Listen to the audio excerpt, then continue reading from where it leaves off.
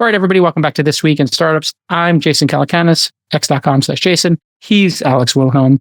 And we do news about 3 times a week. We're still doing the Liquidity Pod. We're doing another episode of AI with Sandeep, who's been very busy, summer, traveling, all that good stuff. But we're dialed in now, and you're going to get the news from us 2-3 times a week. This week, maybe twice, because we have the holiday. But how was your weekend, Alex? I don't know that anything eventful occurred in the last couple of days as we start July in the slow summer season. No, I mean, I feel like the world is calm, trade is flowing, politics is normal, everyone's relaxed, no one is up in arms at all. Everybody's chill. Perfect. This Week in Startups is brought to you by Lemon.io. Hire pre-vetted remote developers. Get 15% off your first 4 weeks of developer time at lemon.io/twist. 8 Sleep. Good sleep is the ultimate game changer. The newest generation of the Pod 4 Ultra, has arrived. Head to 8sleep.com/twist and use code TWIST to get $350 off the Pod 4 Ultra. And Northwest Registered Agent. Northwest Registered Agent will form your business quickly and easily. In just 10 clicks and 10 minutes, set up your entire business identity. Name, address, mail service, phone, email, website, and domain. For just $39 plus state fees, Northwest will handle your complete business identity. Visit northwestregisteredagent.com/twist today. I saw Elon this weekend, and he said record traffic on Twitter. So there's on x.com. They had a record number of minutes the last couple of days because we had a debate on Thursday. You and I think I could speak for both of us. Maybe Trump's not our ideal candidate, but I have had concerns about Biden's age for a while, as I think 70% of Americans have. So the debate was, I don't know, I'm curious your take, Alex. My take's been pretty well known because I've been talking about the hot swap theory for months. Yeah, I wrote about this a little bit, and I had to say in that piece that I was like, well, Jason has been talking about the hot swap, and I thought there was just enough institutional momentum that was not going to happen. Then the debate happens. People, I would say there was a broad consensus that Biden's performance wasn't so good. And in the wake of that, I was like, okay, there does seem to be a lot of pressure now from various editorial boards, from politicians, et cetera, to swap out the Democratic candidate for someone a little bit younger and more spry. And then, since then, seems to have kind of gently gone back the other way towards keeping him on the ticket. I'll just be totally honest. By the way, that was incredibly diplomatic of you. I like how you framed it. Very diplomatic. Well, look, we have a nice wide audience here, and I want to make sure that I'm hitting everyone's objectives and viewpoints as fairly as possible. I will say that when you say Trump is not my preferred candidate, given how important to me a separation of state and church is, church and state, and his recent viewpoints on the Louisiana rule and so forth, means that he's pretty much off my list entirely for good. So I'm still going to support Biden over him because Biden is boring and does believe in a separation of church and state. But my opinion is one vote. So it's not super important. What matters is what's going to happen at the national level and so forth. And so I'm just curious, Jason, just to give us your current confidence interval in the chance that Biden gets removed voluntarily or not and replaced. I'm 100% certain he's not running. 100% certain. And I've been saying this for a pretty long time now. I've been very vocal about the fact that I believe he's in significant cognitive decline. And I take zero pleasure in describing, what we saw on Thursday, but he basically, he lost his train of thought multiple times, was trailing off, and you could just tell that, there's some significant cognitive decline that's occurred. And this is not the person we voted for in 2020. And, I know people want to do Weekend at Bernie's and make fun of it, make light of it. We're all, sadly, going to go through a decline in health unless we get some miracle AI super intelligence that cures Alzheimer's, dementia, and just physical decline. So, I have such great compassion for families who are going through this. And it's just perplexing to me that they would pursue this as opposed to something like saying, hey, you know what? He did a great job, vice president twice, senator, president once. Like, it's time for somebody else to take the mantle. I think this is like some crazy, weird strategic decision. But if we get to just raw strategy, right? Putting aside what we saw, and I think there is consensus in what we saw. So I think there's two ways for us to go through this. Right. One is strategy going forward. And then one is you and I, me as a former journalist from, whatever, Web 1.0, the 90s and into the early 2000s, but then kind of not being a full-time journalist. And then you coming out of being a full-time journalist and starting your own enterprise with your newsletter for a long time. I think we should talk about the media angle. Like, what's going on here in the media that, in terms of the flip-flopping of the New York Times, and that was like a very strange thing that occurred. So let's start with strategy. And I hate to be tinfoil hat conspiracy theorist. I do think that they pushed up the debate. I'm talking about like the Democratic machine. I think they pushed up this debate in order to get a heat check on where, this race stood, in order to have the optionality of swapping out the team that they're going to put on the field. This seems like a crazy conspiracy theorist, but there's a lot at stake. These parties are very sophisticated. So I think they pushed for June in order to just see how he did in the debates. And I said before the debate occurred, if he doesn't do well, then I think they're going to do the hot swap. And this was beyond not doing well. This was just disastrous. I mean, 72 or 74% of Americans think he's not fit to serve, according to a CBS poll. This isn't according to some weird, what's that one, Ramsden or something, like some weird, Republican. Rasmussen? Yeah. Rasmussen, right? That's like some edgy poll on the side, that's got some inherent bias into it. It's like a CBS poll, Yeah. I think we can trust it directionally. So I think strategically, the Trump administration, the Republicans made perhaps the worst tactical error they could ever make, which is instead of saying, no, we want to do a September debates like always, they sped up the June debate. I think that was a trap that was laid for them. I know I'm sounding like a little bit tinfoil hat here. They've now given it. The only reason I push back gently against your conspiracy theory, and I say that with joviality, is that it implies a lot of confidence in the DNC. People are like, well, the government has a secret plan. They hid the aliens. And I'm like, do you really think that the government could build a conspiracy of that size? So like, but I that's hear why what you're I'm saying. giving it the disclaimer. I know I sound tinfoil hat. I'm like, I know this sounds a little crazy, but if I was a strategist and I said, you know what, we have this, there are political machines on each side. We kind of know that. So if you're part of the political machine, you say, hey, let's do this early. And then if it's as bad as we think it could be, and it turned out to be, as cataclysmic as possible with the New York Times editorial board saying he needs to bow out. I mean, the New York Times and MSNBC and Joy Reid, and we'll get to the media thing in a second, are knives out saying, hey, you're done. That's as bad as it gets. So now they have a free option. How often does that happen that you get to say, what is Trump's positions right now? He's revealed all his cards are on the table. What two Democrats can we totally refresh here and put as the countermeasures to that based on where the country is with a 100-day window? And then that just roils the entire race. It's like, okay, who's going to be in the NBA finals this year? Okay, it's going to be Boston.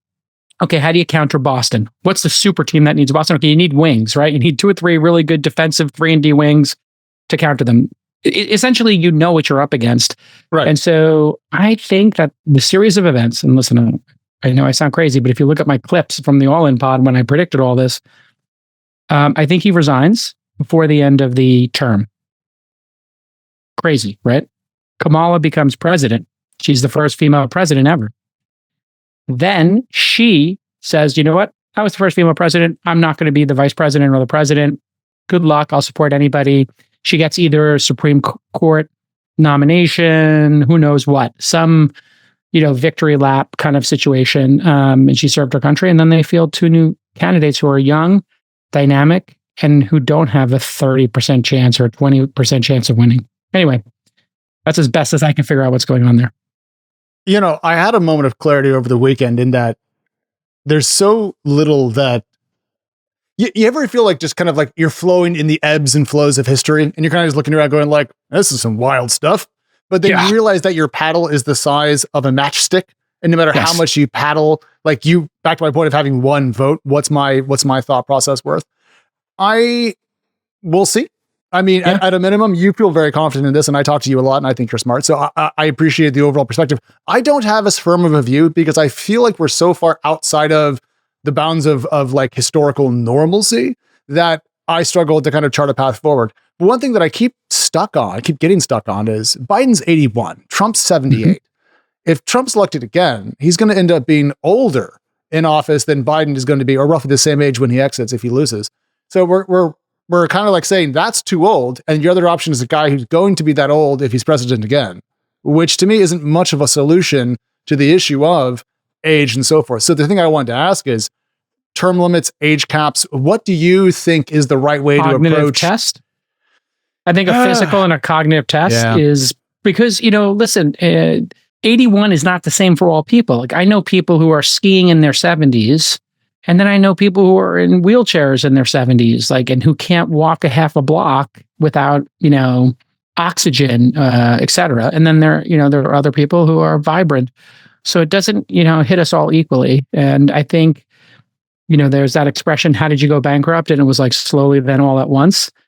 This is what happens with cognitive decline. It's like a very slow thing. And I don't like the piling on with the videos on Twitter and Instagram or whatever. Here's Biden 4 years ago, here he is today. But I do think you have to look at them and be like, wow, this is like a really serious decline, because I was watching some of those 2016 and 2020 videos. He was so crisp. He was so there, so present.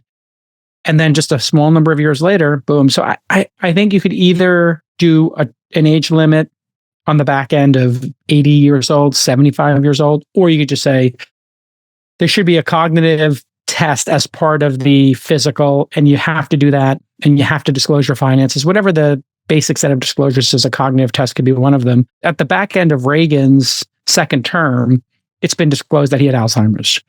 And so who knows who was running the country for that last year, right? It's pretty scary to think about. There probably needs to be some sort of cognitive test every 2 years. So even if you're in office, we need to check because, hey, you got the nuclear codes. What if you have a senior moment? I'm just being gentle here with terminology. What if you have a senior moment during all this? What he's clearly suffering from, I think, is, and I'm no doctor, but there's something called sundowning, where like at the end of the day, people who are in this decline, and I tweeted about it, they start to just become either agitated out of it, slurring words, weaker, and they've kind of come out and said, listen, he's sharp as a tack from 10 to 4 p.m. So let me ask you, what do you think of the media right now in terms of this crazy flip from like being all in on Biden and then being all out on Biden? Well, you're talking about the editorial boards, because the Times article that really stirred up the pot over the weekend was the New York Times editorial board coming out and saying, all right, Biden, your time's up. And for people who don't know, there's the editorial part of newspapers, and then there's the news side. This is why the reporters at the Wall Street Journal are not responsible for the editorial page any more than the folks at the Times are responsible for their own edit board. But they are seen as pools of powerful opinions and people who are kind of in the know. And that's why it's great that we have different political views at our newspapers, because we get different elite perspectives, if you will. And not elite in quality terms, I mean elite in terms of access. So the Times coming out and saying, hey, come on, this is not looking good, I think is a big statement. There has been a lot of hand wringing, I think, amongst people who are very concerned about a second Trump administration. And I know we're going to get to Supreme Court cases later, but to me, it seems to be a relatively reasonable perspective to take that, all right, as you said, well, this will happen. We'll see. We saw they took a stance. It doesn't seem to be too shocking given where you and I think the median opinion is on the overall performance in the debate. So I wasn't that shocked by it. I was a little shocked by how fast they got their act together and published it, because that means they had to sit down and write it. They had to agree on it. It had to get edited, blah, blah, blah, blah, blah. That takes some time. And it came out not that far after the debate, which means they probably thought this relatively quickly. Right now, startups have to do more with less. We all know that. And founders have to be smart with how they deploy capital. investors are very tuned in to being capital efficient. So if you need great tech talent, but you don't have the time to interview dozens and dozens and dozens of candidates, you need to check out lemon.io. They have thousands of on-demand developers to choose from, and these devs are vetted and they're experienced. And most of all, they're results-oriented. They're going to get you the result you're looking for. They're not going to leave you hanging. And guess what? They charge competitive rates. Great developers can be incredibly hard to find. We all know that. And when you do find them, it can be hard to integrate them into your team, but lemon.io will handle all of that for you. Startups use lemon.io because they only offer handpicked developers with 3 or more years of experience and strong portfolios. In fact, only 1% of candidates who apply get in. And if something ever goes wrong, lemon.io will get you a replacement ASAP. A couple of launch founders have worked with lemon.io and they've had great experiences. So here's your call to action. Go to lemon.io/twist to find your perfect developer or tech team in 48 hours or less. And Twist listeners get 15% off their first 4 weeks. Stop burning money. Hire developers smarter. Visit lemon.io/twist. What else is on the docket today, Alex? Let's get to it. Let's just jump into the first story.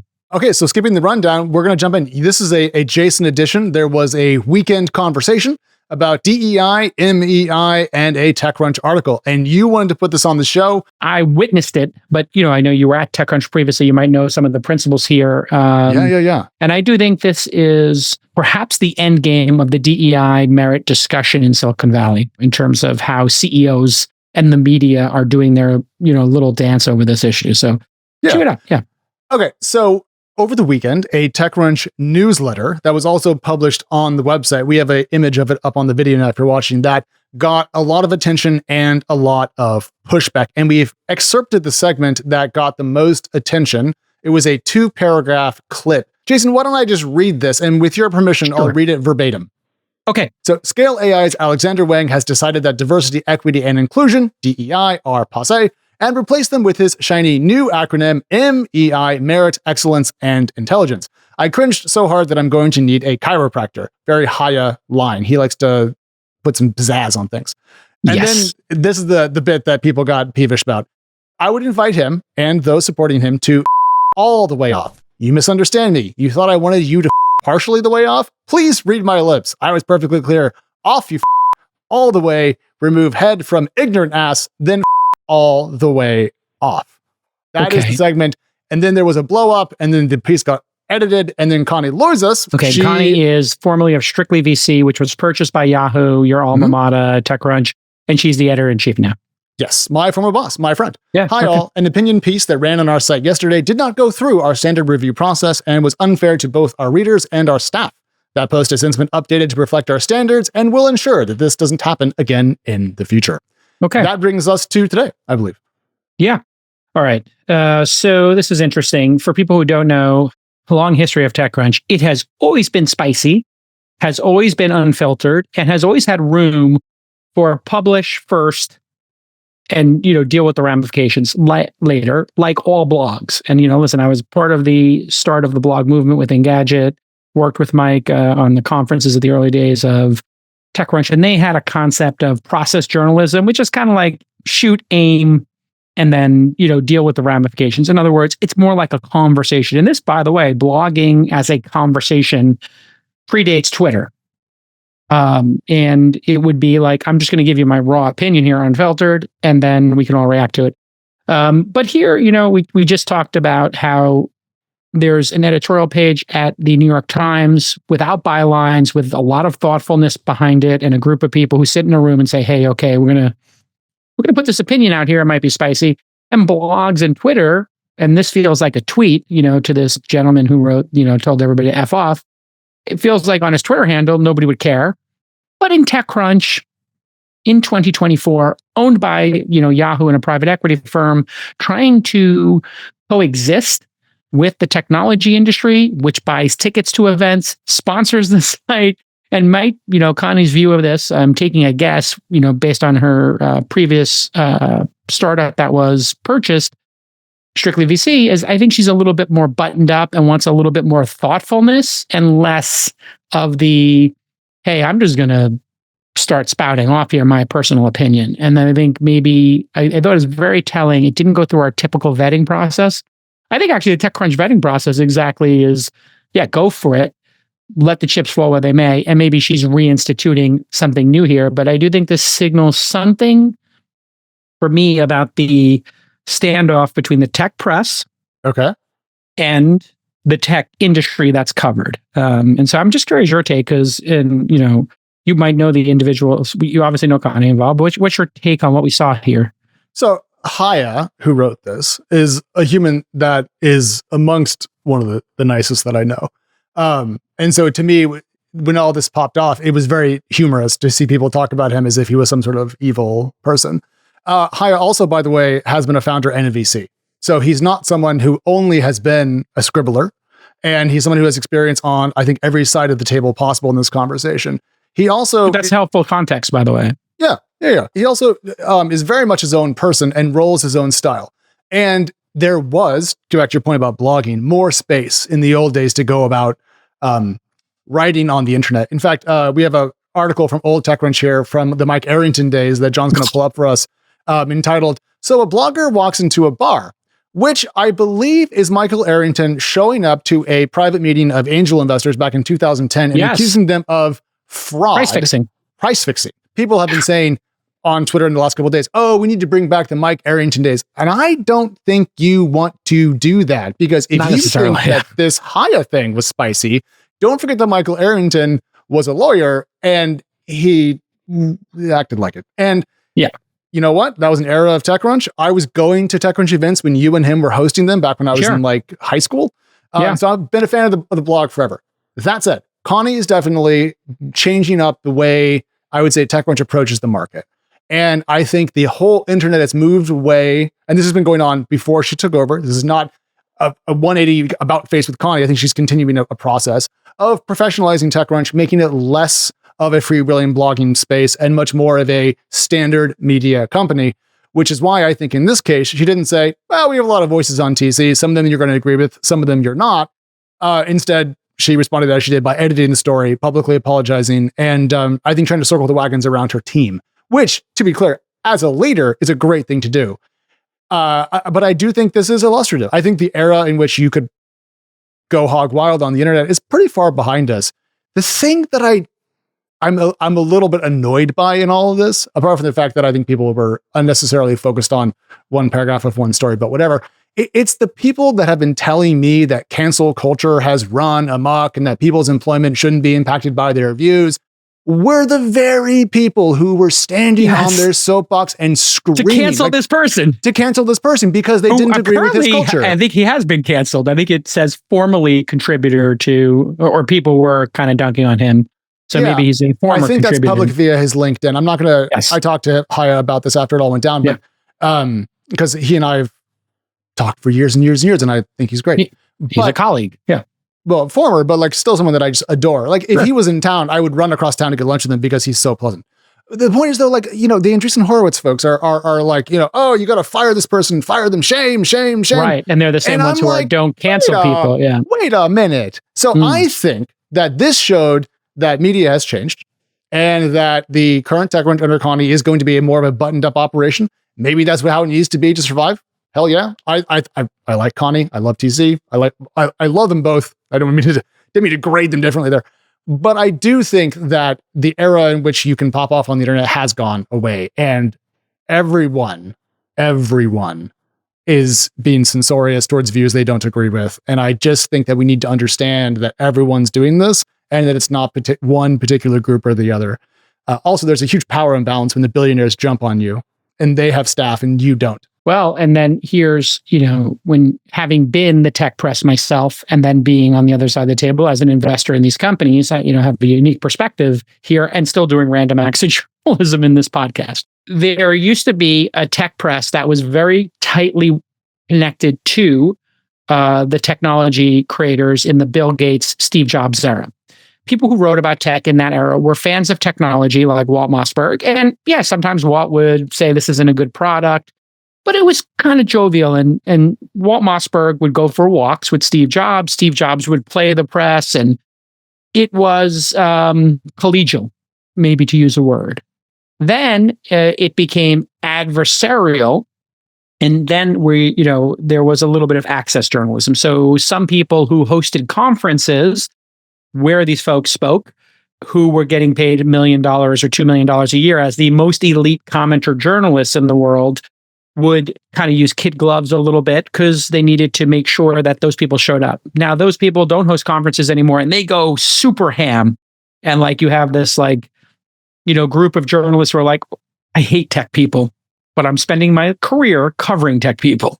It's like, okay, that's super interesting. You hate tech people and you cover them. Okay, fine, fair enough. You're disappointed in them, whatever. And then you had the two collegial era. And I think what we're kind of weaving towards is a more balanced, objective moment, which is going to be, hey, I cover this stuff. If this had been an editorial page, article, it would be totally fine. If you said, hey, we have editorial, it's marked editorial. And if you're on the other side of it, Andreessen Horowitz, and you want to have this person fired, you don't want to have the person canceled, write a counterpiece and we will publish it next to it.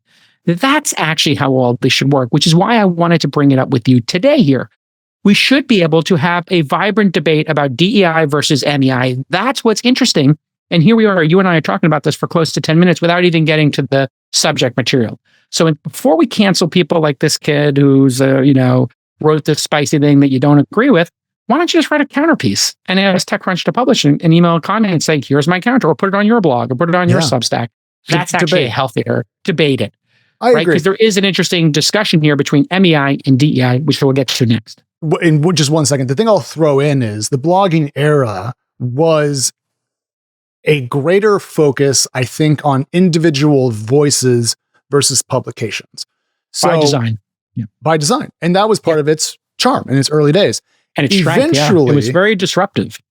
Oh, it was massively disruptive because suddenly people had personality, a little zip. They had their own style, their own cadence, and they could go micro down on topics they cared a lot about. And no editor. So, Peter Rojas, in Engadget, just going direct and not having an editor. Malik going direct, not having an editor.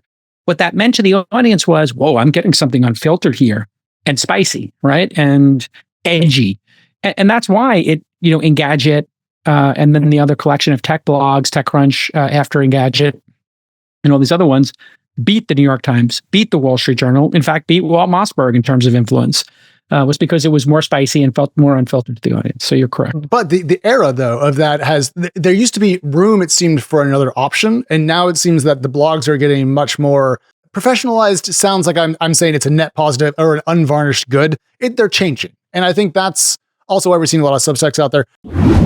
8 Sleep has released the Pod 4 Ultra. Besides heating and cooling, you know all about that. Now it elevates automatically, which is so nice for reading, or if you want to do a little Netflix and chill. It is the best way to prevent snoring, which your spouse is going to be thrilled with. So Pod 4 Ultra can cool you down on each side of the bed to 20 degrees Fahrenheit below room temperature, so you and your partner stay cool, even in a heat wave. When you have the Pod 4 Ultra, man, it is like being just absolutely cool, calm, and collective. You're going to get a great night's sleep. Also, the Pod 4 has an adjustable base that fits between your mattress and your bed frame. So you've got reading and sleeping positions to help you unwind after a hectic day. Not only that, 8 Sleep has amazing sensors, and those sensors are going to help you track your sleep time, the sleep phases, HRV, and your heart rate. So it's basically a wearable, and it's going to give you that great sleep score so you understand how you're sleeping.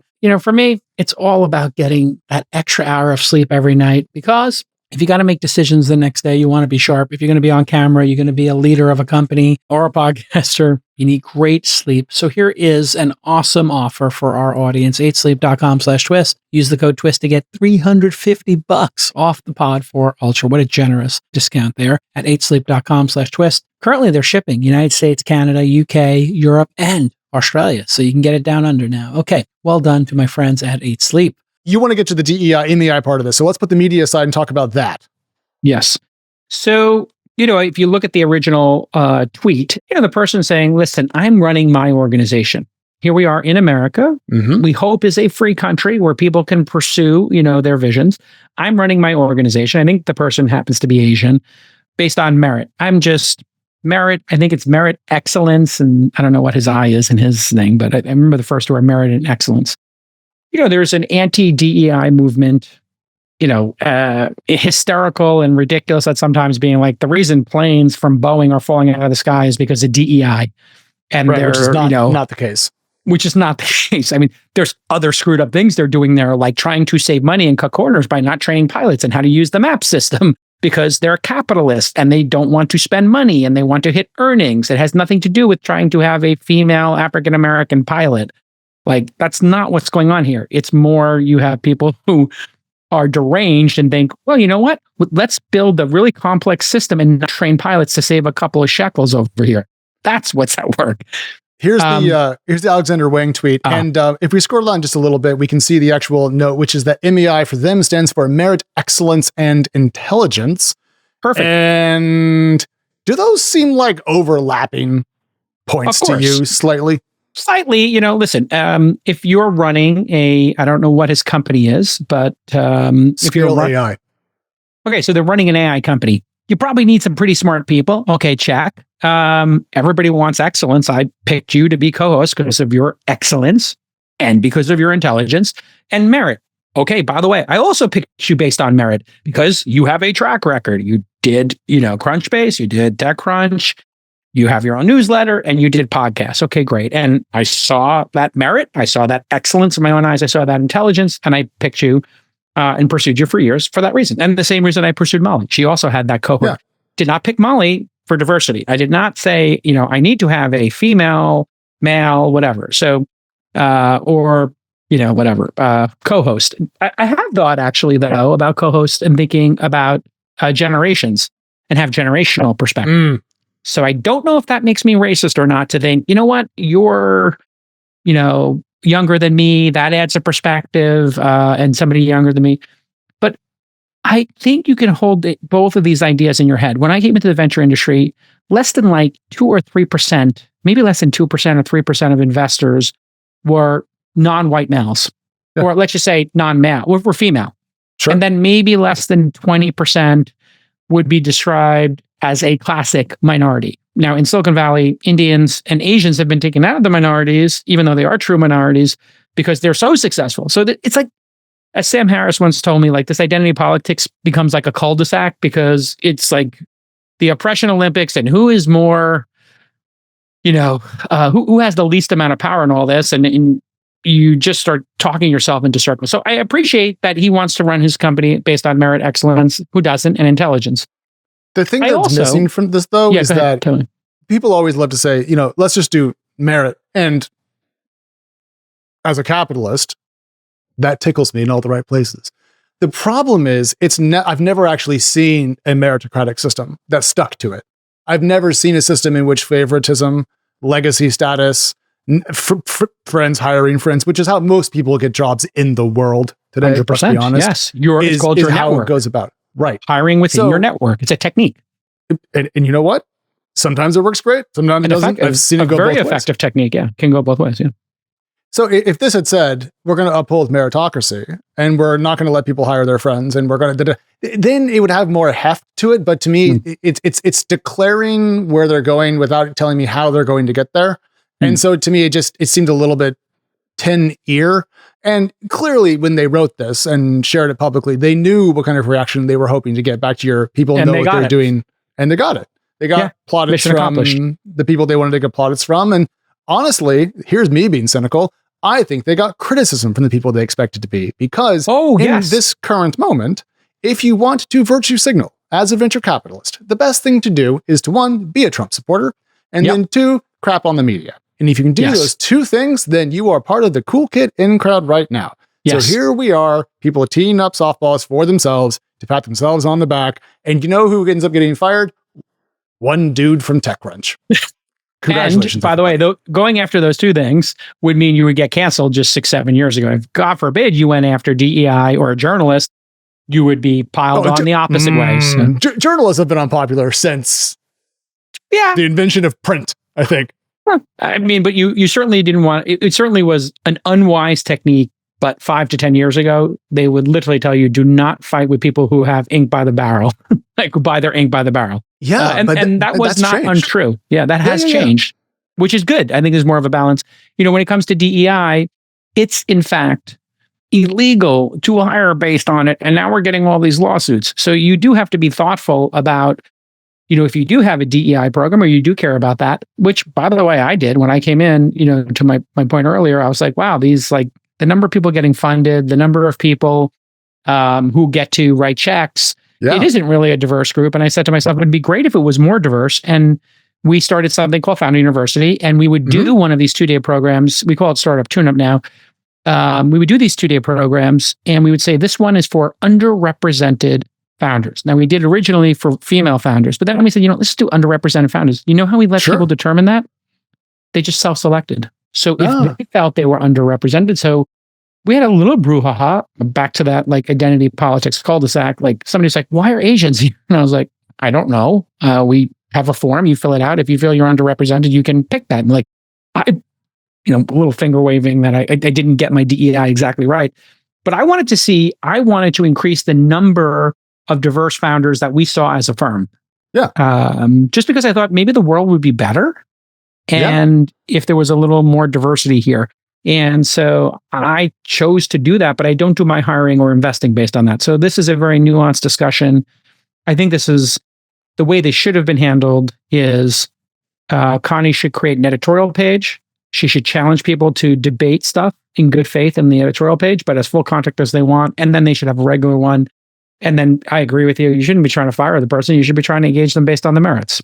Yeah. And I think his style was, I don't want to say childish, but he's obviously going for okay, you want to brawl, we'll brawl, right? And I'm just going to tell you to F off. It wasn't a very sophisticated response. I would have actually liked to hear after the F off, something more subtle. You asked for something more subtle from the MEI guy. I would like to hear something subtle from Hugh's side as well.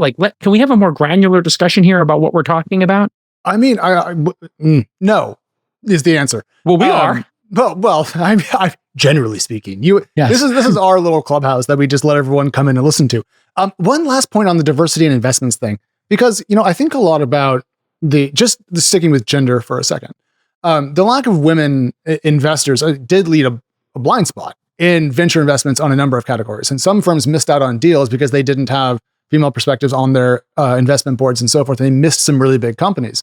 So there is a strictly and very easy to reach economic argument that having their diversity perspective experiences, to your point about generations, in an investment committee. And I've learned so much from founders who are Black and from other underrepresented groups in the world of venture.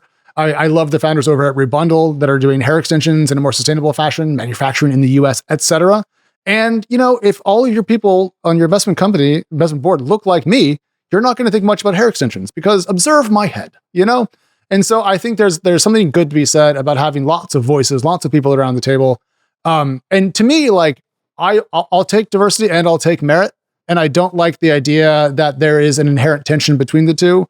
And I know that Alexander Wang in his thing said, we don't think that our merit focus is anti-diversity, but everyone who wanted it to be read that way did read it that way. So I have a suspicion, Jason, we're going to have this chat roughly every 6 months until the heat death of the universe. And that's probably pretty critical because there are ebbs and flows. And you and I have been around long enough to have seen the pendulum go back and forth.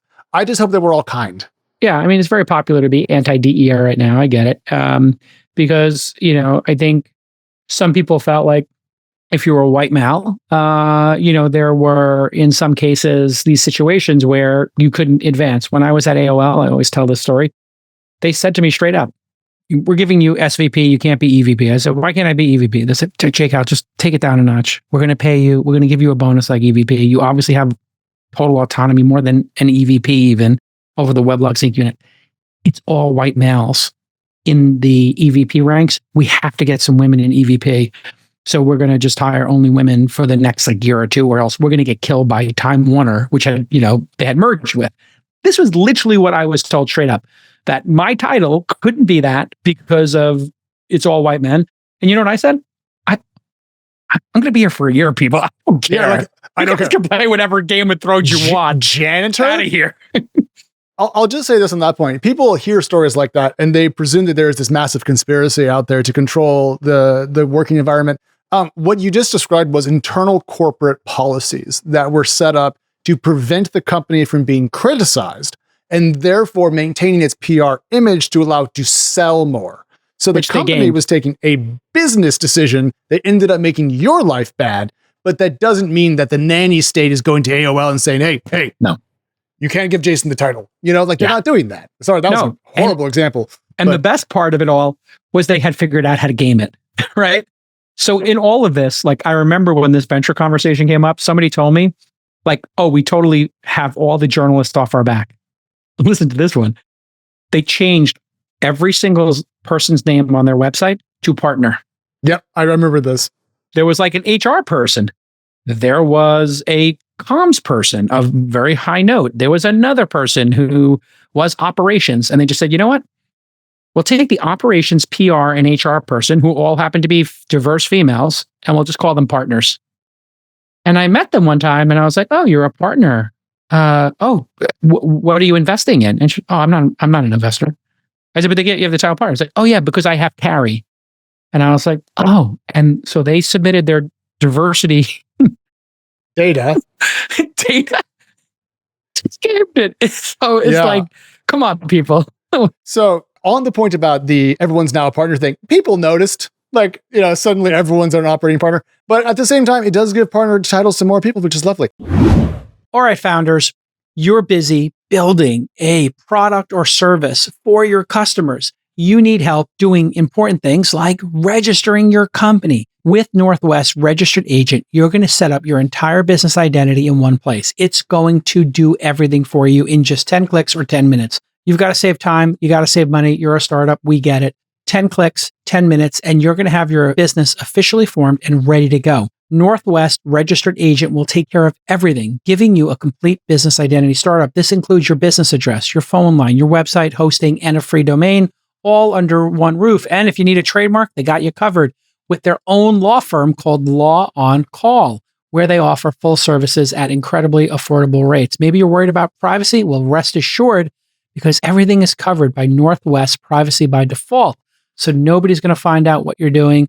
You can keep your startup in stealth if you need to. That's where they handle everything in-house, so your personal data stays protected. Northwest Registered Agent isn't just a service, it's your startup's new best friend. They've created a new category, a true one-stop shop for business formation. So here's the call to action. Northwest loves supporting startups just like we do here at This Week in Startups. So they're offering our listeners a $39 complete business formation package. For just $39 plus state fees, Northwest will handle your complete business identity, getting you up and running in no time. Visit northwestregisteredagent.com/twist today. On the subject of people and personnel, Amazon has done a deal that I think is very much worth our time, Jason. So have you heard about the Adept AI Amazon transaction?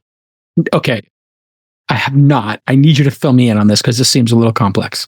Okay, so Amazon recently snapped up essentially the talent and licensed technology from a company called Adept AI. The company is working in the AI-powered agents space, and it has now been essentially, I think, subsumed into the Amazon corporate machine. The company had raised $415 million to date, including a $350 million Series B, led by General Catalyst and Spark Capital. And Jason, here's where I need you to come in, because the company is saying that it's not dead, because while its co-founders are going to Amazon and its tech is being licensed, they're moving the head of engineering into the new CEO spot.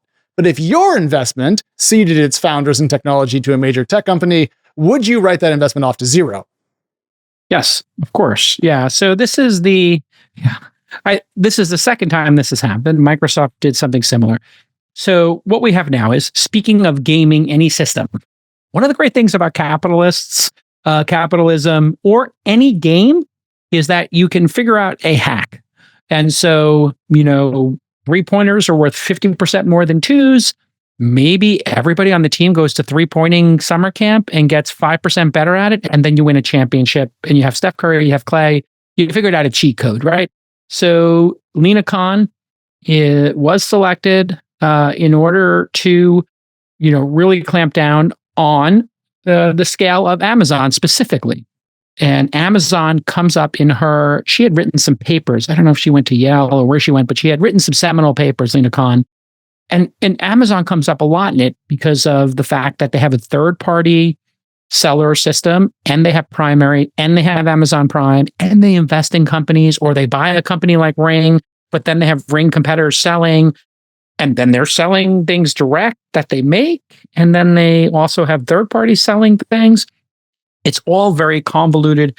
And so what she started looking at was, well, future competition. We want to protect against future competition, as if, somewhere in the government, the Justice Department or the FTC, they could create precogs, like in the Minority Report, and predict what would happen if they added third-party sellers, or if Instagram got bought by Facebook, or YouTube got bought by a company, or other things got bought that failed and went to zero.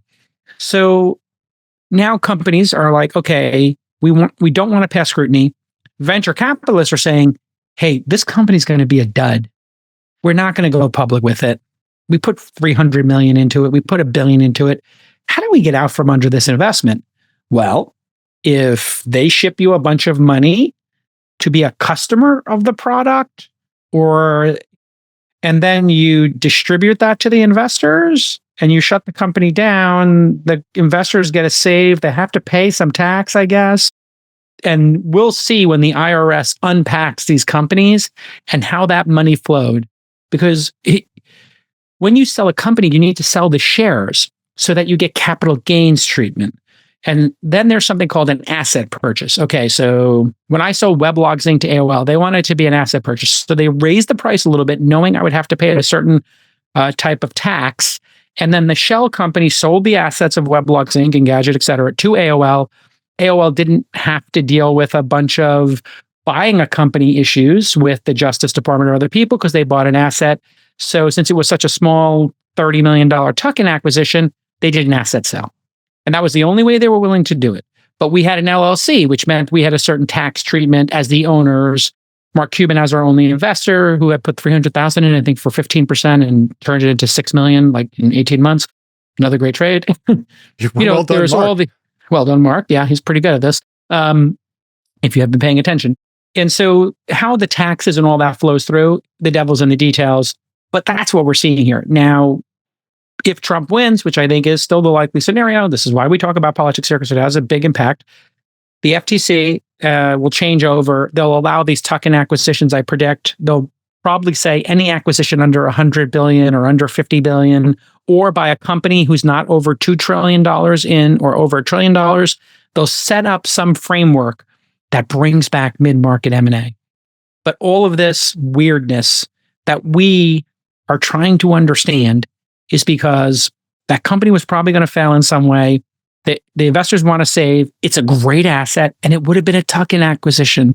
It would have been a $50 to $1 billion acquisition, not $10 billion, not Whole Foods, not Uber Eats buying Postmates or DoorDash buying Instacart. It's not something that's not going to cut mustard with the regulators, especially in the UK and EU now, who are pretty tight. So that's all we're seeing is just weird hacks in the system that will be over come January 6th, 7th, 8th. Yeah. Well, we have a tweet from Mike Knoop, the co-founder of Zapier. Zapier makes you happier. Yeah, Zapier. Yes, Zapier. And I have to go through that little mnemonic they taught me every time. So here is Mike saying the same thing that Jason and I are saying. And I bring this up not just to underscore that we are correct, but to point out that this perspective is pretty widely held. And that means that the regulators aren't stupid to it. They're smart to it. The question is, do they get busy before the election with concern that they might lose their seat at the table if the election goes the other way or not?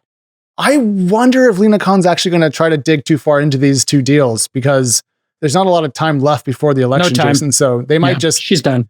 Skate on through. Yep. These are going to go through. Unless Biden, pulls off a miracle, or the hot swap theory that I've been saying, results in a win, which I think right now, the Biden chances of winning are 20 or 30%, which doesn't mean it's impossible, right? Because remember, there was a point in time where Trump and Hillary, he was 35 or 40%. So long odds happen. If you play cards, you can hit a 2-outer, you can hit a 4-outer, you could be 80% with your aces and still lose to somebody's kings. Putting all that aside, I think 70% chance we're sitting here with the Trump administration 6 months from now, and M&A is going to be like a backlog of M&A. There'll be all kinds of tax cuts that occur, market rips, M&A rips. So there's probably a backlog of M&A that is going to rip. if Trump wins and he gets his tariffs in place, that's not going to happen, I don't think. I think the tariff thing is like a trial balloon. He always does these weird trial balloons things, and I don't think it's actually happening. But maybe the question is who controls his policy. Let me show you something here that I ran into in Amazon, and I want you to open your Amazon app because this could be a breaking news story. I opened my Amazon up. I'm shipping some beautiful Anchor power base stations that I love. I love my Anchor stuff. Shout out to Anchor, not a sponsor of the show yet. And so I open up Amazon, and in the bottom right is an AI button. You see it there on the screen, the orange and blue one. And it says Rufus. And you can ask Rufus, not Alexa, but Rufus a question. Hi, I'm Rufus. You can ask me all your shopping questions. My answers are powered by AI, so I may not always get things right. Learn more. Keep shopping for coffee makers. I have been looking for a new coffee machine.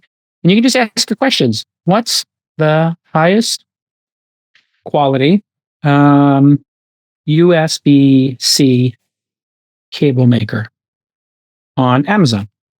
And I'll zip this, and it's doing, Rufus is at work. USB-C cable market is flooded with options, making it challenging to identify the best brands. However, some brands stand out for their commitment to quality, durability, and performance. Here are some great options. Sure enough, Anchor USB-C cables. And then the second one, Cable Matters. Third, Amazon Basics. Fourth, Belkin. And then the fourth is something I've never heard of, Ugreen, but the first four I have heard of, and it understood my question and gave me a great answer. So here we go. Shopping assistance on Amazon starting now. Yeah. And this is a thing that's been relatively long coming. I don't actually use the Amazon app that often. I'm more of a web guy, but they announced Rufus back in February. So I think this must mean that they announced it, worked on it, shipped it, and now we're seeing it in the market. That's big companies take a while to get things done. Do you have it in your app? I'm curious, or you don't have the app on your phone? I have a Band-Aid on my thumb, and so I'm not going to unwrap that, use my phone and check live because that would be a mistake. Okay. I got into an avocado slicing competition with my thumb. Oh, okay. Yeah, as one does. Yeah, use a spoon next time. Gosh. One last note on the helpful information for you. Also, you ripe ones in a spoon. Look, when the baby puts a whole half avocado in her mouth at a time, there's a lot of chopping that I do.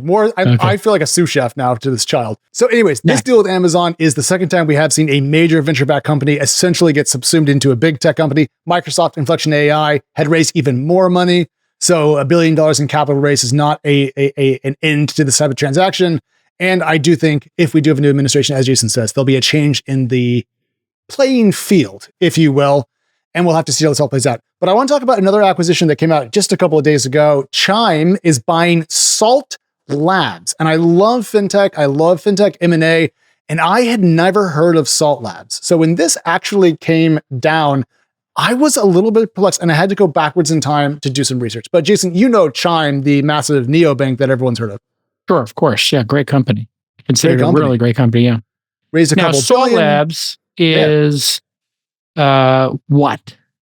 This is sorry, I don't know Salt Labs, but I'm looking at the website right now. Why would your employees act like owners if you don't give them something to own? Salt Labs has created the first ownership asset that frontline workers earn with each hour they work. Rooted in behavioral science and tested over hundreds of thousands of workers, so it radically changes employee behavior through an asset that is universally understood by workers and seamlessly enabled by technology. Okay. Are you talking about shares in a company? Because you cannot give shares in a company on an hourly basis. You can vest it, I think, monthly, but it's very hard to give equity to all employees, obviously. So what is this? Yeah, that was exactly my question, because I saw this deal get announced, and much like yourself, I was like, Salt Labs? Is that like Salt and Straw, the San Francisco ice cream company? No. So what they do is they tie essentially an airline style points system to your hourly work. And Brilliant. Okay, I want to dig into that. Why is that your first reaction? Well, because equity is very complicated. And unless you're an affluent person who lives in Silicon Valley and has, like you and I, seen some dip hit the employee stock lottery, and some smart people say, you know what, I worked at Google, I saw Facebook, I was fully vested, I went to Facebook, got more equity, and then I saw Facebook and I went to Airbnb, and then I got some equity there, and then I went to Uber, and they hit it 4 times in a row, and there are developers sales executives, they know how to do this perfectly in Silicon Valley. That's 1% of society. Other 99% of society is like, you want to scam me how? And they hear stock options or they hear carrying a venture fund and they're like, that's a scam. But those same people will get a credit card because it gets them 10,000 bonus miles for signing up for it. In other words, 100% of people understand airline miles, 1% of people understand the value of equity. This is brilliant. Yes. And I agree with all of that. And it is translating essentially a thing that they have to get via credit into something they can get via labor, which is cool because it means they don't have to have an unsecured credit line to get these points. Now, the points are redeemable for a number of things. I think they mentioned vacations for one, and also investments. So you can convert them into savings, which is when I went from to I love it. One thing that I have learned reading personal financial coverage for a really long time is that if you automatically opt your employees into a 401k plan, even at 1 or 2 or 3% of their salary, most will be like, oh, hell no, I need that money. And so their point is people who are making hourly wages, saving is pretty hard. Inflation's been hot. Everyone's they won't act in their own best interest. Let's just call it what it is. You're not. Sure. And I think the last time I went through this, which was a while ago in a board meeting, you're not allowed to auto opt people into 401ks. They have to be given the choice. And that's my thinking. Now, I could be wrong and that could be outdated. I'll ask the producers to look that up. Can you automatically force an employee into a 401k, or can you even default them into a 401k? Yeah. Because defaults always matter, to your point. It's one of these very dicey issues in America. Now, in Australia, they have something called super annotation, they're called super funds. You are required, instead of like having, what do we call it here in America? Sorry, I'm drawing a blank. 401ks? Social Security.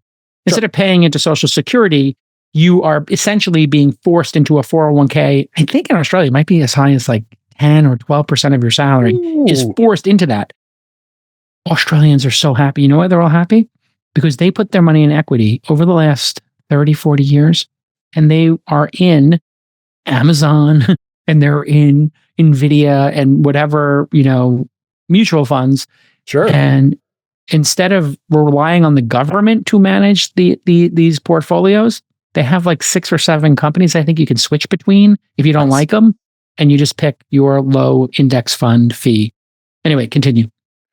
We just got the note from the producers, by the way. According to the Secure 2.0 Act, that means in 2025, most new 401k plans must automatically enroll, but prior rules say that you cannot force participation. So it does seem that you can auto-enroll, but people can be like, I'm out. And that's what they do. That's where SALT comes in.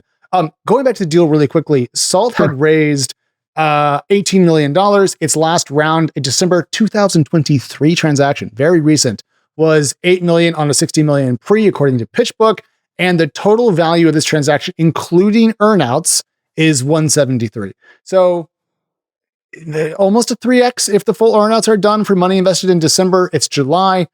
That's very IRR positive, but not probably the exact level of return they were hoping with this company. We call this a single in the business, single double. If you're an investor, it's absolutely delightful to get a save once in a while. So the previous acquisition by Amazon probably would be a save. You're getting back 0.5 to 1.5 what you put in. You put in $1 million, you got back 500 to 1.5.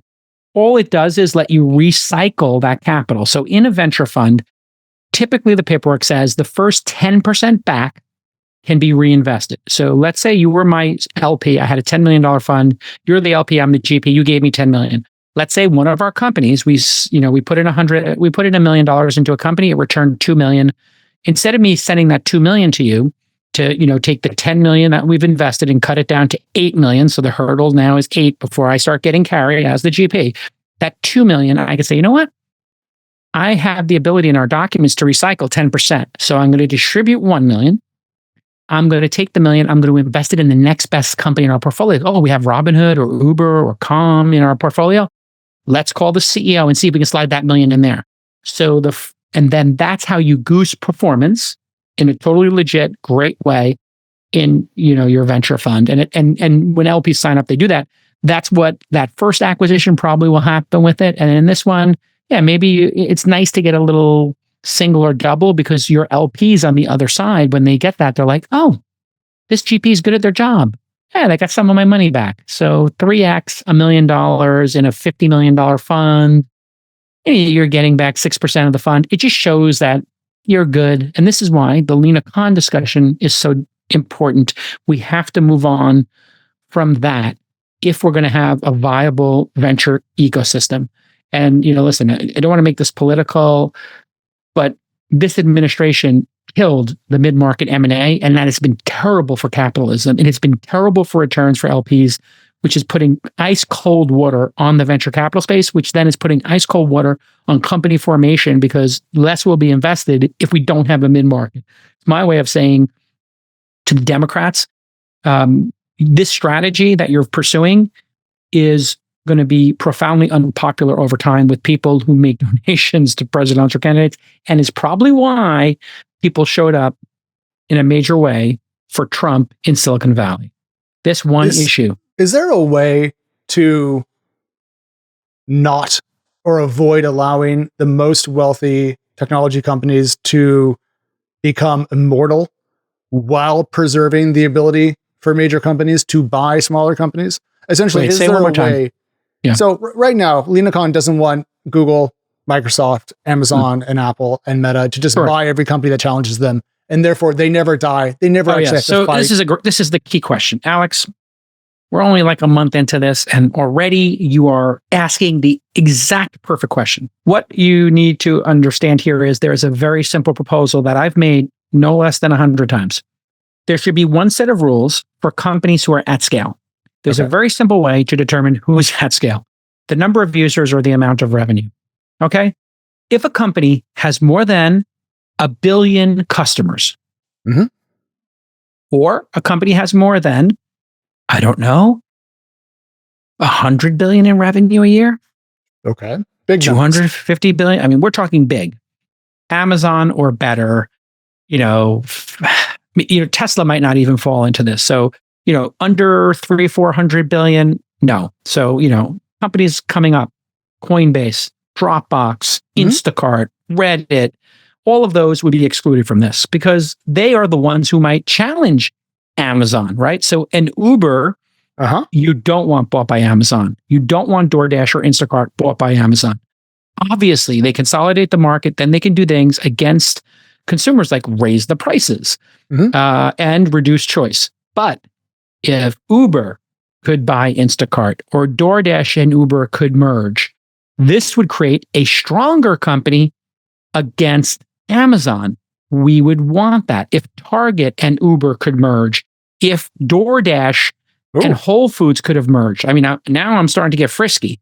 Yeah. You start seeing those. Now you've actually got a competitor to those. So who makes great smartphones today that's not Apple? Who's the leading handset vendor? Samsung. Okay. If Samsung, Huawei. Okay, take Samsung, Huawei, they spin out, they make a handset company. Who could they merge with that would make an interesting combination? Let's just think out loud here for a second. Let's pick 5 companies. 5 companies that if they started merging and acquiring, and it could happen either way, but let's just say Samsung spins out the handset department, it's worth $100 billion. They buy Uber and DoorDash. 2 great, amazing companies on demand that are connected to smartphones. Okay, now you got something. Maybe now you have a Samsung One membership that gets you everything for free if you have a Samsung headset, right? Handset. Who else could they buy that would be super interesting? Oh, Coinbase or PayPal, Venmo? Okay, now you got PayPal and Samsung and Uber. You put these 3 things together. Hey, now I'm going to go buy an Apple phone. Or there's a Samsung phone that comes with a Coinbase, PayPal, Uber, DoorDash, Instacart exclusive offering that's kick-ass. Now you created some competition. So let it be a free-for-all under, I'm going to pick a number here. Yeah. Under 300 billion. Go nuts. Value or revenue? I was thinking market cap. So under 300 billion in market cap. Now, over $1 trillion, no more buying companies. Right. Same scrutiny they're under right now. Okay, so you just want to take the bar and don't lower it or delete it. You just want to raise it up.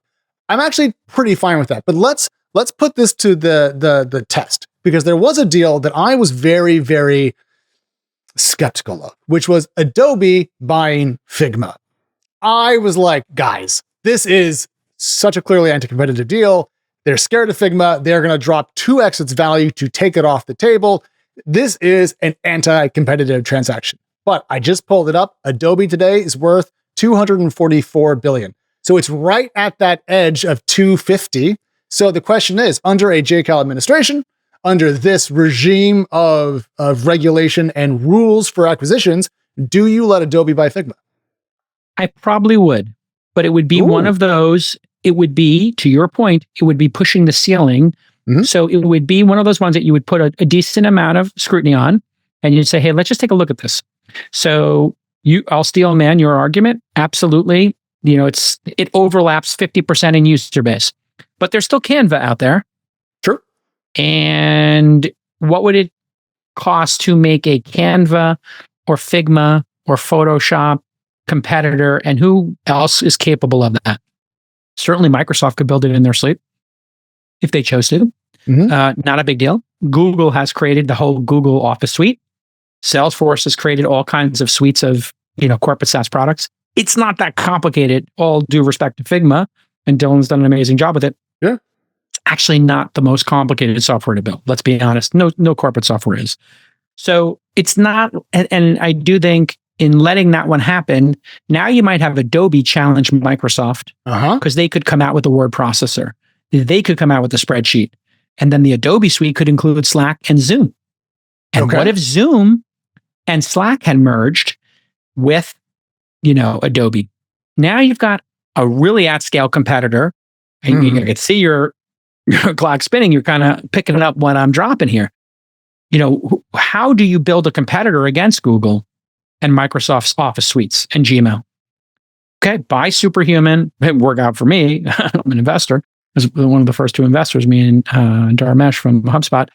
If he's incredible. Got to get him back on the program. Superhuman, boom. And, Figma, boom. You got an email client. Now let's get an Office suite going. Oh, there's none available. Well, F it, we'll build it. So this is what I'm talking about. Like, let's let the up and comers have at it, and let's restrict the big ones. Now, this does exist in Korea. In Korea, they have a monopolistic rule that I think is, and my knowledge might be 20 years old at this point, but I do remember SK Telecom, South Korean Telecom, had an upper bound. I believe it was 70%. And when you hit a certain market share, then a bunch of rules kicked in. And one of those rules was you couldn't add more users. Sure. You couldn't, and so it sounds a little bit weird. And these rules are hard to do. It's kind of like the hand checking rules in basketball. You and I like basketball. You need to come up with rules to try to make the game seem more fair. You come up with an upper apron. Now they got a 2-apron system. It's a hard cap in basketball, essentially. So they're constantly tweaking those rules to try to make more parity in the league. Well, that's what we're trying to do, is make more parity in entrepreneurship, right? In capitalism, and keep a Yankees type team from occurring where they just outspend everybody. And I think this could work. We had a cost cap in Formula One get put in, and it's worked out medium. In the case of South Korean conglomerates, it's a small country by population. And so I think having national champions is a different conversation than here in the United States, for example. Of course. To put one more data point on the JCal future FTC regulations, Visa currently worth $530, so basically $500 billion. Okay. Under your rules, the Visa Plaid. No, well, I think you said $250. I was going to say 300, but yeah, I was thinking something like, the obviously trillion and above is one set of rules. I think 300 and less is another set of rules, and then you have that middle where I have to really think it through. But okay. Sure, Visa Plaid feels like maybe too overreaching. Right. So then basically we would allow the Adobe Figma deal, and then the Visa Plaid one would be not allowed. And that would be kind of the line at which we draw between the two things. I don't hate that. The only thing that I'll throw in is that when over in the EU with the DMA, the Digital Markets Act, they set thresholds based on user count and so forth. Okay. And people have criticized those as being essentially targeted at the American tech jobs. Yes. Yes, for a which reason. Is what they are, right? And so I'm just I still think if you could get everything you wanted, you would still be in certain Silicon Valley circles viewed as a big government bureaucrat coming to bring down the regulatory hammer on hardworking entrepreneurs and founders. And I'm being ironic here because I think you're being incredibly generous, and I would lower the bar more than you just because of my personal, views about competition. But I do think that a recalibration wouldn't be entirely poor. But we are seeing deals go through. So this is a $175 million deal. And I don't think we expect the FTC to show up and throw dirt on it. But I would like to see 10 more of these, within the next month versus 2. So it's I can tell you in the LP space, the endowments of Harvard and et cetera, Duke, et cetera, in the high net worth individual space, in the family, which is like family offices sometimes referred to, people with, I think, family office starts 100 million or more, 500 million or more in assets, and in fund of funds and in all number of LP sovereigns, pensions and retirement funds like CalPERS. One of the big discussions is if we don't have M&A, maybe we stop investing in venture and private equity, or we pull back the percentage if we don't think we can get exits. We still love it, but maybe it's not our focus, and we'll do more corporate credit. Corporate credit is like, Amazon. Back to Amazon. You'll see them like they get $1 billion loan for 2% or something, or 5%, or some other company gets an 8% loan, or even as high as 10%. Who does that help? It helps the incumbents. So you have to be very, very thoughtful about what you're doing here, because there's second and third order, what do they call them? Downstream, in fact, second and third order events that occur when you put your scale on capitalism, your thumb on the scale of capitalism. And it's just one of the things we have to be wary of. This is a really important conversation, by the way. And this is why we talk about politics on this show. We have to talk about politics because these things matter. I could not agree more. I people on my little newsletter have been like, well, we didn't expect you to write about politics. And I'm like, look, guys, big questions are being answered right now about what the regulatory market's going to look like, what the stock market's going to look like, what the economic landscape, the geopolitical landscape, like this stuff matters. I'm going to show you how to nail timing when it comes to corporate debt. Here is a release from March of this year. 13th. Yeah, March 20th. But look at what's going on here with the amount of money that Coinbase was able to raise at an incredibly low interest rate. So if you are a large company, especially back in the days of ZERP, you could really raise almost unlimited amounts of money and you could pay essentially nothing for it. And that is a weapon that you can use to buy stuff. So hopefully we see more of this. I just wanted to show off the unbelievable, yeah, 0.25%. Try to get money for yourself at that interest rate. I mean, how about a middle class, construction worker, teacher, firefighter trying to get a loan for their car and having to pay 12% like credit card rates? It's crazy. Well, it's just one of the very frustrating things for me, in capitalism is because I lived it myself. I talk about, I came from like a blue collar-ish background. My mom a nurse, my dad a bartender. Now my dad, in fairness, owned his bar. But, it's like owning a small business makes you basically just have to work 2 more days a week for the same amount of money as working for somebody else. So it's not really that glamorous, if I'm being honest. We were lower middle class. We owned our brownstone. They had a mortgage for all that kind of jazz. But, they bought one new car in our lives. They bought a van for the business, essentially, and for us to ride in. But, and then, I start doing well in my career. And then I watch what happens to me. As I go up the ladder of success, everything I do gets cheaper, easier, and freer. Yes. And I'm like, by the way, I don't need free stuff. I don't need complimentary upgrades. You want to give me a margin loan against equity for 1%? I mean, the amount of offers you get as you climb the scale of society, it becomes easier to do everything. Yes. And easier, safer, healthier, faster, just everything's better. Everything becomes better. And it just feels profoundly unfair to me. And I don't mind being able to buy Clear for $99 and, zip through a little bit faster. But, I do think like some shared experiences, i.e. a credit card, like if a credit card up to a certain amount, everybody paid the same amount, or I just don't know why people who are coming up get so squeezed so often. So squeezed. I have family members who, got mortgages and these sharks just destroyed them. I looked into the details of their mortgage. I'm like, oh my God, you're getting screwed here. This inception fee, this closing fee, like you're getting annihilated. Yeah. And then I do stuff and they're just like, oh, by the way, we waived this, we waived that, we got you this, we got you that. I was able to get a mortgage, during peak ZERP, I think, when I bought the ski house, and I was just going to buy it. And it's not a flex or anything. I was making an economic decision. They're like, we can get you 2.2%, as much as you want, J-Cal, blah, blah, blah, blah, blah, Oh, take it. That's name. free money. Yeah. Basically. And they're like, we get you 2.25, 2.2. And I was like, okay, but I don't know when I'm going to buy it. They're like, oh, how about we lock it in for a year for you? I'm like, what? They're like, yeah, I'll just do it. Because you know what? You have this many holdings with us. You got this, Right, blah, blah, right. We're good. Just, we locked it in for a year as a courtesy. So they lock in 2.2. I go when I buy, Yeah. interest rates were at 4.5% or 4.5. The guy's like, you got a sick deal. Congratulations. I'm like, well, you set it up for me.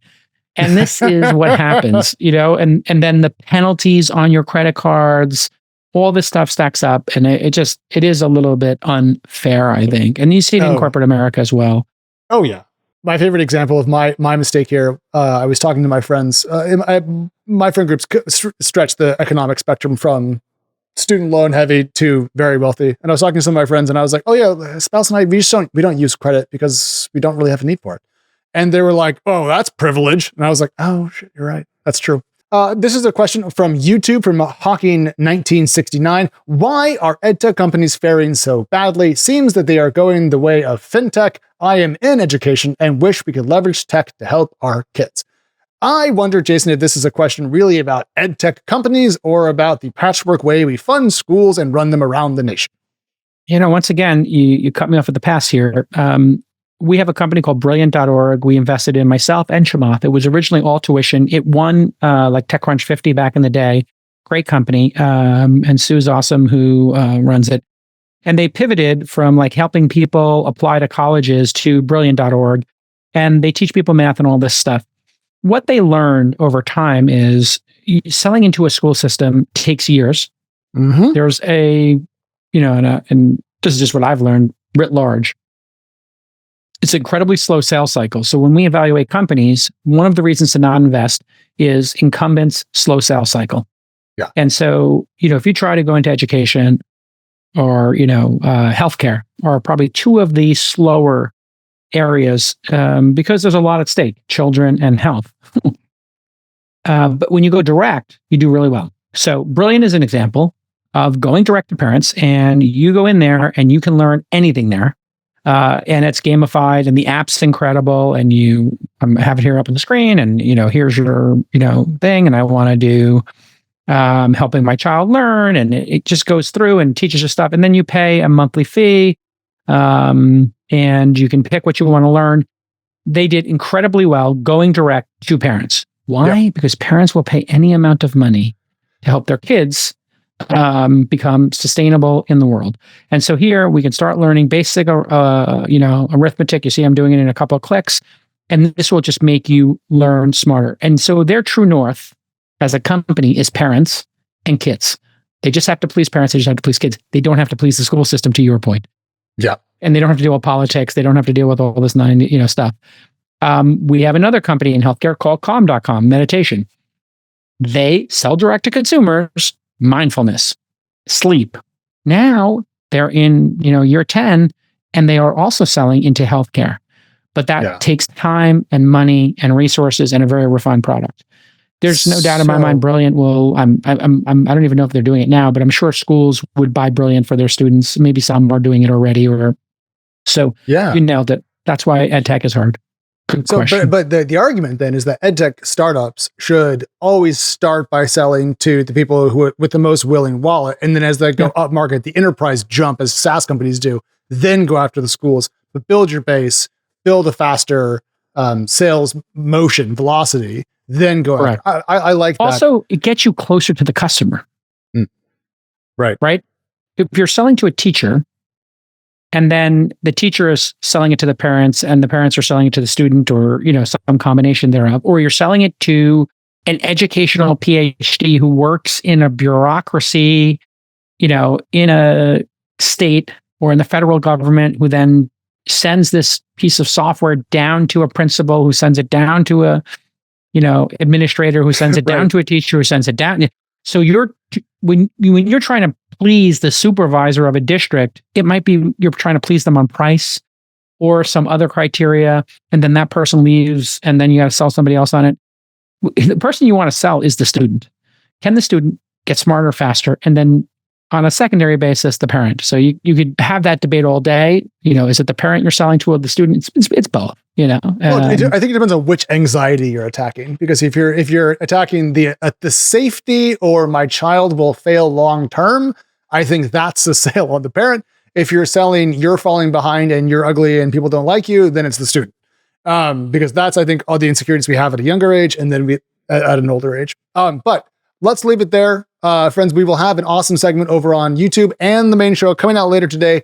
We will be back with tons more from This Week in Startups. We have more companies to cover. We have Twist 500 this week. Stay tuned. We'll see you soon. Goodbye.